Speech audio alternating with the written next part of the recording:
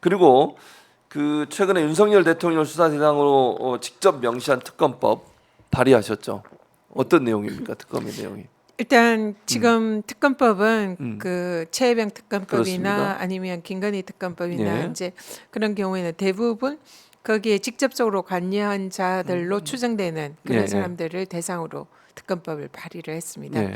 근데 사실은 우리가 놓치고 있는 게 이 대한민국을 망하게 하는 모든 이 현상의 주범은 윤석열 대통령입니다. 지금 외교도 폭망했죠. 예.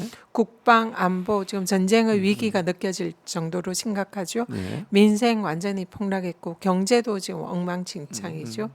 뭐 민주주의, 법치주의가 무너지고 나라의 국가 기강이 다 무너졌습니다. 예. 국민들은 이러다가 대한민국 망하겠다. 그런 이미 위기감을 느끼고 있고 곳곳에서 그런 아우성이잖아요. 예. 그 모든 것의 중심은 사실은 대통령이에요. 근데 대통령에 대한 그런 뭔가 그 형사처벌 이런 거는 현직이니까 안 된다 이런 생각을 맞아요. 그렇게 지레하고 돼 있고 있죠. 예. 그리고 탄핵을 얘기를 하는 것은 아직 국민적 공감대가 없는 거 아니냐 이런 또 약간의 역풍이 있을 우려가 있는 거 아니냐 이런 두려움이 또 정치권에 있는 것도 맞습니다. 사실입니다. 네, 그렇습니다. 그렇지만은 저는 이번에 전당대회를 거치면서 아니다 이렇게 아니다. 생각합니다. 이 모든 주범은 예. 대통령이다. 그리고 이 나라의 위기를 구하기 위해서는 대통령 윤석열 대통령의 이 정권을 조기 종식시키는 것밖에 방법이 없다. 그런 생각을 하고요. 그래서 지금 그동안 특검법에 대통령을 명시한 특검법은 없었습니다. 네, 맞아요. 근데 없었죠. 이번에 제가 이제 제시한 특검법은 일단 권익위가 예. 대상입니다. 지금 김건희에 대한 청탁금지법 위반 디올백 수수에 대해서 무혐의를 예, 내렸어요. 예, 예. 근데 이번에 안타까운 이제 죽음이 있었지만 예. 그 안타까운 죽음이 지금 웅변하고 있는 사안도 윗선에 이것을 뭔가 부당한 지시를 한 것이 아니냐라는 예. 그런 의혹이 제기가 되는 거죠. 그래서 이 부당하게 무혐의를 내린 이 진상을 규명할 필요가 있다. 그러나 특검밖에 방법이 없다 방법이 생각이 없다. 들고요. 그리고 김건희의 디올백 수수는 곧 윤석열 대통령의 청탁금지법 그렇죠. 위반입니다. 용만내죠. 대통령에 대해서 아무도 언급을 안 하고 있어요. 대통령이 부인이 디올백을 받은 것을 신고하고 즉각 반환하도록 청탁금지법에 규정이 돼 있죠. 있는데 예, 맞습니다. 그걸 안 지켰습니다. 그러면은 이거는 대통령의 범죄입니다.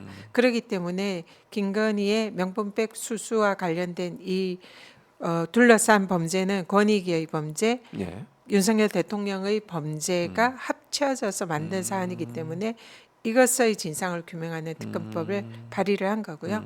이게 법사위에 지금 특검법이 많이 발의가 돼 있습니다. 예. 김건희 종합특별 특검법 이승윤 의원님이 예. 발의를 하셨고요.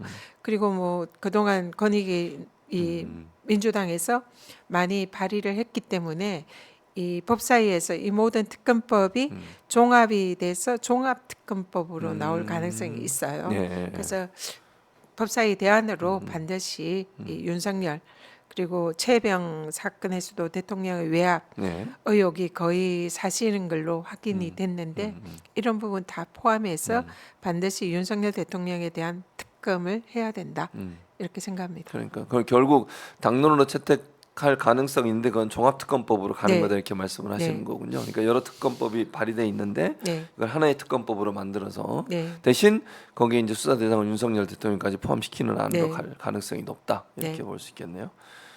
이런 표현도 하셨어요. 재밌는 표현인데 권익위는 방통위의 인큐베이터다. 인큐베이터다. 왜냐하면 권익위 있던 분들이 전부 다 방통위로 갔잖아요. 김홍일 전 권익위원장, 김태규 부위원장 이런 분들 다 왜 이러는 걸까요? 권익위를 왜 이렇게 하는 거죠? 정권 초반에 네. 윤석열 대통령의 뜻을 가장 잘 이해하고 네. 떠받칠 그런 인사들을 제가 권익위원장으로 있으니까 권익위로 보낼 계획을 세운 것 같아요. 처음에 예, 그래서 얘기 뭐 그분들 하는 얘기를 들어보니 뭐 예. 자기들끼리 그때 이제 권익위원장으로도 누군가 내정이 됐다고 얘기를 했습니다. 예. 그때 이제 권익위원장으로 내정된 사람이 지금 이제 네. 굉장히 유명한 이 정치인인데요. 그분과 그다음에 권익위 부위원장 세 명을 네 명을 세트로 예. 권익위를 장악하기 위해서 이제 보내려고 그렇게 계획이 되어 있다 이런 얘기를 들었어요. 근데 제가 물러나지 않으니까 예. 권익위원장으로 내정된 분은 오지 못했고 예. 나머지 3명이 이제 권익위를 장악하러 들어온 거죠. 그러니까 윤석열 대통령의 예. 철학을 가장 잘 이해하고 거기에 일종의 사냥개처럼 할 그런 사람들을 보낸 거죠. 그리고는 내부에서 이제 저를 탄압하는데 이들이 앞장섰던 거고요. 근데 이제 그 미션이 이제 종결이 되면서 네. 제가 이제 임기를 마치고 나오니까 거기에서 이제 역할을 다한 사람 중에 한 명을 다른 데로 그것으로 이제 보내는 거죠. 그리고 그 과정에서 음. 제가 물러났는데 예. 저 자리에 오기로 했던 분이 예. 올 수 없는 상황이 된 거죠. 그래서 됐어요? 그러니 또 뭐. 대통령의 철학을 가장 잘 이해하는 형님이 오셨다가 이제 여기서 예. 방송 상학이 더 중요하다. 그러고는 그래서 또 이제 글로 보내고. 예 방통위로 보내고 이런 인사 이동이 되풀이된 게 아닌가 싶습니다. 그러니까 희한하게 권익이 있던 사람들이 방통위로 많이 가더라고요. 네.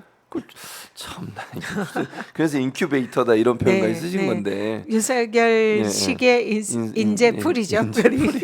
계속 돌려막기 하는군요. 네. 그 사람이 그리고 주로 보면 검사 출신들이 많아요. 그러니까 윤석열과 가장 닮은 사람들이 권익위에 많이 왔습니다. 그러니까 그게 결국은 전현희 위원장이 거기 있었기 때문에 그런 일이 벌어진 거군요. 그러니까 그 자리를 버티고 있으니까 센 사람들, 자기 말을 잘 들은 사람들을 보내서 전현희 위원장을 어떻게든지 괴롭혀가 쫓아내야 되겠구나 이런 계획하에 그런 일이 벌어진 거네요. 그럼 네, 결국 그런 걸로 알고 있습니다. 잘 버티셨어요. 그 온갖 모욕도 당하시고 정말 핍박도 당하고 그래도 버티셨잖아요. 근데 결국은 결론은 무혐의예요. 또 전현희 위원장에 대해서 그 전에 얼마나 많이 막 조사도 하고 출근 갖고 얘기하고 아니 본인 출근이나 똑바로 하셨으면 좋겠어요. 저는 잘 안 하시지 않나요? 그냥 지각과 결석이 상시적인 분인 것 같습니다. 그러니까 전현희 위원장님 기준으로 하면 쫓겨나야 돼요. 그렇게 그 얘기했잖아요. 그때 출퇴근 근태 다 조사해야 된다고 그랬고 그렇게 해야 된다고 규정을 만들었다면서 그게 맞다고 얘기했다면서요. 네, 정권이 바뀌면 네. 감사원 감사를 해서 근태를 조사를 해야 돼요. 근태. 조사를 이번 정권의 정치인들 장관급들 다 다 철저히 조사해야 됩니다. 네. 그러니까 뭐 이게 웃기는 게요. 위원장이든 아니면 장관급이든 행사가 있으면 먼저 9시 행사하면 미리 가서 행사 참석하고 들어올 수 있는 거잖아요. 그것도 문제를 삼고. 이게 저한테만 그렇게 합니다. 그러니까요. 다른 장관들은 지금 전혀 문제 삼지 않고요. 네, 제가 볼 때 지금 다 그러고 있을 겁니다. 네. 참나 이게 무슨 말도 안 되는 걸 가지고 문제를 삼아 가지고 괴롭혔던 모습이 너무 황당하고요.